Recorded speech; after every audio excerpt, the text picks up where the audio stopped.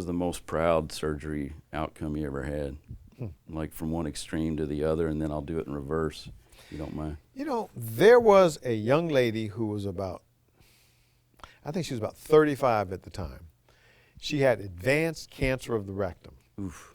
That young? Excuse me. That young. Now here's the Wow. interesting thing, where we talked about genetics.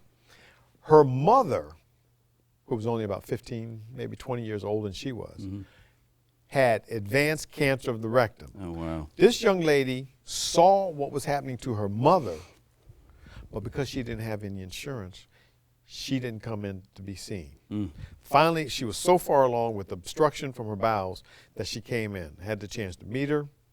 We operated on her, and she is still alive. Not through the grace of Tuckson, but through the grace of God, and a whole team of people providing medical, chemotherapy and this sort of thing.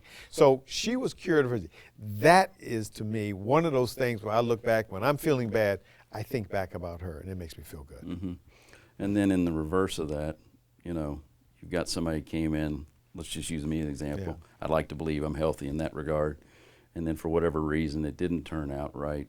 I don't know if you could talk to maybe that as a surgeon and then as a human, what that's like. You always try hard. When it's someone who is a friend of yours or the family member, especially of a friend of yours, it's like a grace note in music.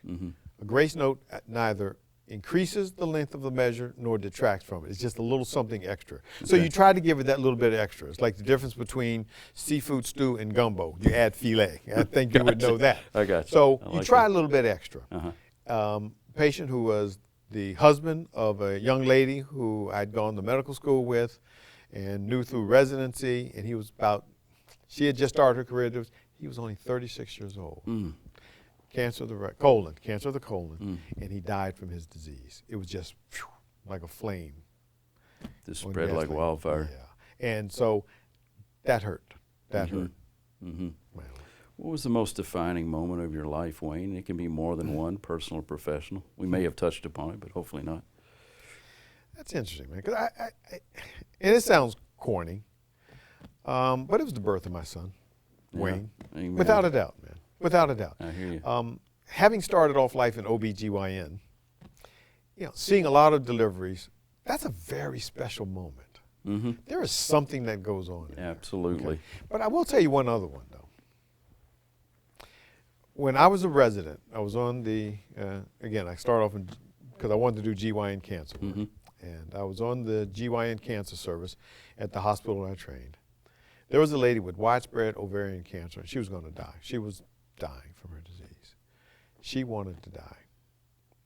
And I sat with her as she died. I was there with her. Just the two of you?